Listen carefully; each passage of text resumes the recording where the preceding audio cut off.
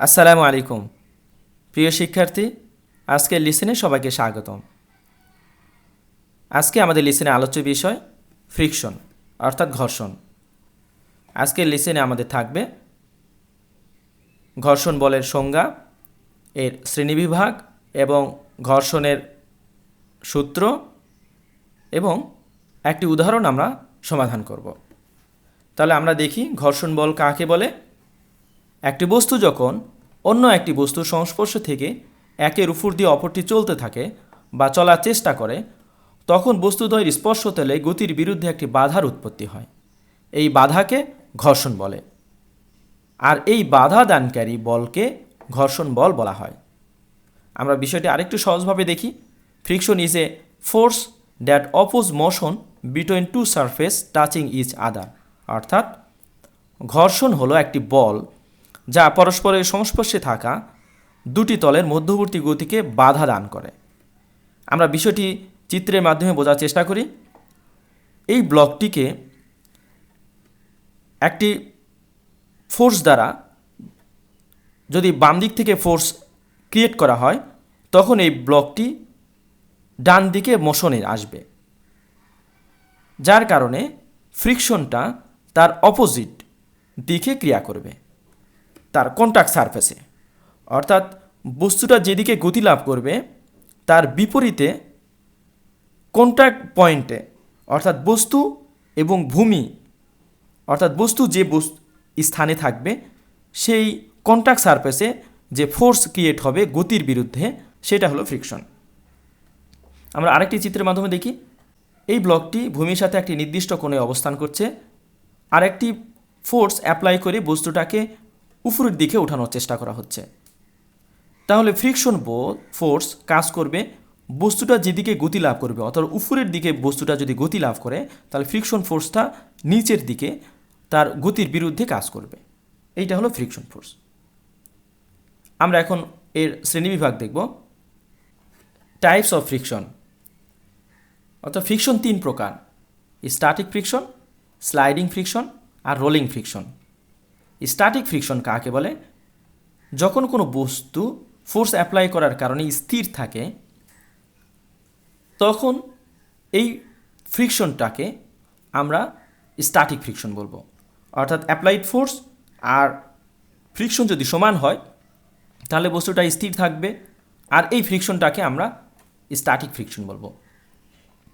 এরপর sliding friction হলো কোনো বস্তুটাকে যদি আমরা ফোর্স অ্যাপ্লাই করি, অর্থাৎ বস্তুটা যখন মেঝে থেকে পিছলে যাবে অথবা কোনো অবস্থা থেকে কোনো জায়গা থেকে পিছলে চলতে যাবে, তখন যে ফ্রিকশনটা কাজ করবে সেটা হলো স্লাইডিং ফ্রিকশন। আর রোলিং ফ্রিকশন হলো কোনো গোলাকার বস্তুর উপরে যদি আমরা ফোর্স অ্যাপ্লাই করি, এই বস্তুটা যদি ঘূর্ণন গতি লাভ করে, এই ঘূর্ণনকে বাধা দেওয়ার জন্য যে ফোর্স কাজ করবে, যে ফ্রিকশন কাজ করবে, সেটাকে আমরা রোলিং ফ্রিকশন বলবো। এখন আমরা ল অফ ফ্রিকশন দেখব, অর্থাৎ ফ্রিকশনের সূত্র। The frictional force F is directly proportional to the normal reaction force exerted by a surface. অর্থাৎ ঘর্ষণ বল এফ সরাসরি নর্মাল প্রতিক্রিয়া বল, যেটাকে আমরা এন দ্বারা প্রকাশ করি, বলের সাথে সমানুপাতিক। এটা আমরা দেখি। অর্থাৎ ফ্রিকশন ফোর্স, এই ব্লকটিকে ফোর্স অ্যাপ্লাই করে ডান দিকে নেওয়া হচ্ছে, যার কারণে ফ্রিকশন ফোর্সটা বাম দিকে কাজ করছে ভূমি এবং বস্তুর কন্ট্যাক্ট সারফেসে। আর নর্মাল রিয়াকশন ফোর্স, বস্তুর ওয়েটটা সোজা নিচের দিকে কাজ করবে, আর normal reaction force contact surface থেকে সোজা উপরের দিকে 90 ডিগ্রিতে কাজ করবে। আমরা নর্মাল ফোর্সকে আমরা এন দ্বারা প্রকাশ করি, অনেক সময় আমরা আর দ্বারা প্রকাশ করি, আর ফোর্সকে আমরা, যেটা ফ্রিকশনাল ফোর্সকে আমরা এফ দ্বারা প্রকাশ করি। অর্থাৎ আমরা ম্যাথমেটিক্যালি যদি আমরা দেখি, তাহলে এফ প্রপোর্শনাল টু এন। আমরা যদি প্রপোর্শনালিটি উঠিয়ে দিই, তাহলে আমরা একটি কনস্ট্যান্ট পাবো, যেটা হলো মিউ, যেটাকে আমরা বলবো কোএফিসিয়েন্ট অফ ফ্রিকশন, অর্থাৎ ঘর্ষণের সহগ আমরা বলতে পারি। এখন আমরা দেখব অ্যাঙ্গেল অফ রিপোজ, অর্থাৎ শয়ান কোণ। কোনো বস্তুকে একটি হেলান তলে নির্দিষ্ট কোণে রেখে ওই কোণের মান ক্রমান্বয়ে বৃদ্ধি করতে থাকলে একটি পর্যায়ে বস্তুটি পিছলে যাওয়ার উপক্রম হয়। হেলানো তলের সাথে আনুভূমিকের এই কোণকে অ্যাঙ্গেল অফ রিপোজ বলে। অর্থাৎ এই ব্লকটি ভূমির সাথে যে কোণে অবস্থান করছে ভূমির সাথে, সেটা হলো অ্যাঙ্গেল অফ রিপোজ। এরপরে আমরা দেখব ফ্রি বডি ডায়াগ্রাম বস্তুর। যদি বস্তুটা হরিজন্টালে থাকে, ভূমির সাথে অবস্থান করে হরিজন্টালি, এইটা ফ্লোরের সাথে এই ব্লকটা আনুভূমিকভাবে আসে, তাহলে এর ফ্রি বডি ডায়াগ্রাম হবে, যদি আমরা ফোর্স অ্যাপ্লাই করে বস্তুটাকে ডান দিক থেকে বাম দিকের দিকে নিয়ে আসতে চাই, তাহলে ফোর্স এর ফ্রিকশনাল ফোর্স কাজ করবে ডান দিকে এর কন্ট্যাক্ট সারফেসে, অর্থাৎ ফ্লোর এবং বস্তুটার কন্ট্যাক্ট সারফেসে ফ্রিকশনটা কাজ করবে ডান দিকে। আর নর্মাল রিয়াকশন ফোর্স এর ফ্লোর থেকে সোজা উপরের দিকে, আর এই বস্তুটার এর ব্লকের ওজনটা সোজা নিচের দিকে কাজ করবে 90 ডিগ্রিতে। যদি বস্তুটা ভার্টিক্যাল থাকে, অর্থাৎ এইটা একটা মই, এটা খাড়া দেয়াল আর এটা ভূমি, তাহলে মইয়ের দুইটা অংশ, একটা হলো এ পয়েন্ট আর বি পয়েন্ট, দুইটা মাথা। তাহলে এ পয়েন্টে যে ফোর্সটা, নর্মাল ফোর্সটা ভূমি থেকে সোজা উপরের দিকে কাজ করবে, আর ফ্রিকশনাল ফোর্স ডান দিকে কাজ করবে। অর্থাৎ মইটা যদি অবস্থান করে, তাহলে মইটা নর্মালি পিছনের দিকে পিছলে যাবে, যার কারণে ফ্রিকশনাল ফোর্সটা তার পিছলে যাওয়ার বিপরীতে কাজ করবে, অর্থাৎ ডান দিকে। আর বি পয়েন্টে যে খাড়া দেয়ালের উপরে যে বি পয়েন্টটা আছে মইয়ের উপরের প্রান্ত, সেখানে নর্মাল ফোর্সটা সোজা ভূমি থেকে 90 ডিগ্রিতে কাজ করবে। আর যেহেতু মইটা পিছলে নিচের দিকে ভূমি থেকে বাম দিকে যাবে, তাহলে উপরের প্রান্তটা নিচের দিকে আসবে। তাহলে নিচের দিকে আসলে ফোর্সটা উপরের দিকে কাজ করবে, ফ্রিকশনাল ফোর্স। অর্থাৎ বস্তু যেই দিকে মোশনে যাবে তার বিপরীতে ফ্রিকশনাল ফোর্স কাজ করবে। এরপর আমরা দেখব, যদি বস্তুটা একটা নির্দিষ্ট কোণে থাকে, এখানে একটা ব্লক ভূমির সাথে নির্দিষ্ট কোণে অবস্থান করছে, ব্লকটি যদি উপরের দিকে যাইতে চায়, উপরের দিকে চলতেছে, অ্যাপ্লাইড ফোর্সের কারণে বস্তুটা উপরের দিকে যাচ্ছে, তাহলে ফ্রিকশনাল ফোর্সটা জাস্ট তার মোশনের বিপরীতে কাজ করবে।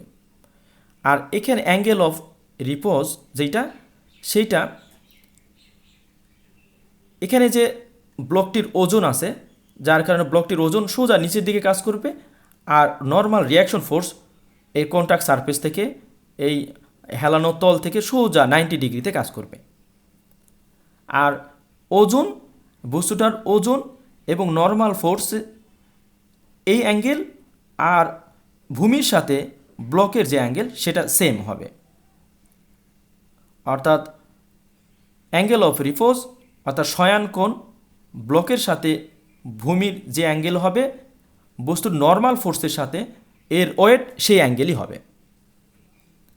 এরপরে আমরা দেখি ডাব্লু, যদি আমরা ওয়েটটাকে যদি আমরা ভূমির সাথে নেই, কোণের সাথে নেই, তাহলে আমরা ফোর্স ক্যালকুলেশনে দেখছি ডাব্লু কস থিটা, আর যদি ডাব্লুটাকে আমরা কোণের বিপরীতে নেই, তাহলে হয়ে যাবে ডাব্লু সাইন থিটা, অর্থাৎ এফ সাইন থিটা, আর এখানে হলো এফ কস থিটা, যদি এটা আমরা ফোর্স অ্যাপ্লাই মনে করি, যেটা ফোর্স ক্যালকুলেশনে আমরা দেখছি না।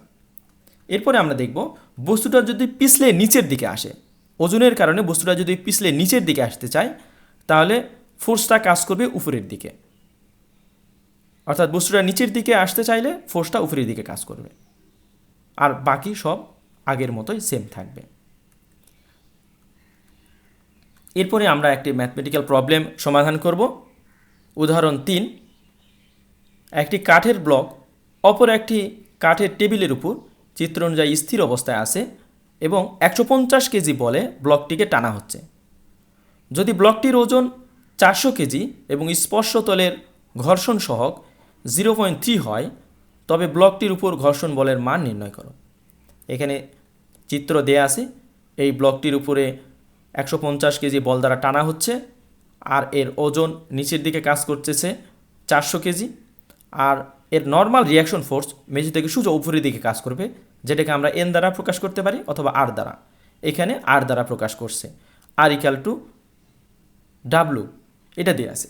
তাহলে আমরা সলিউশনে দেখি, এখানে কিছু ডাটা দেয়া আছে, আর equal to W equal to 400 KG, P এর মান দেয়া আছে 150 কেজি, মিউ অর্থাৎ ঘর্ষণ সহগকে আমরা মিউ দ্বারা প্রকাশ করি, ঘর্ষণ সহগকে 0.3 দেয়া আছে, তাহলে আমাকে এফ ব্লকটির উপর ঘর্ষণ বলের মান আমাকে নির্ণয় করতে হবে। তাহলে আমরা জানি F equal to mu into R, কিছুক্ষণ আগে আমরা দেখে আসলাম ফোর্সের ফ্রিকশন ফোর্সের সূত্র থেকে আমরা জানি এফ ইকাল টু মিউ আর। তাহলে মিউ এর মান আমরা এখানে বসে দিব 0.3, আর এর মান অর্থাৎ ডাব্লুর মান, আর ডাব্লু সেম, ডাব্লুর মান আমাদের 400 কেজি দেওয়া আছে। তাহলে আমরা মিউ এর মান এফ এর মান আমরা পেয়ে গেছি 120 কেজি। এটা আমাদের অ্যান্সার। আশা করি লিসেনটা সবাই বুঝতে পেরেছে। আগামী লিসেনে আরও কিছু আমাদের ম্যাথমেটিক্যাল প্রবলেম ফ্রিকশনের উপর আমরা দেখব। If you want to keep improving on engineering mechanics, please subscribe my YouTube channel. Thanks for watching.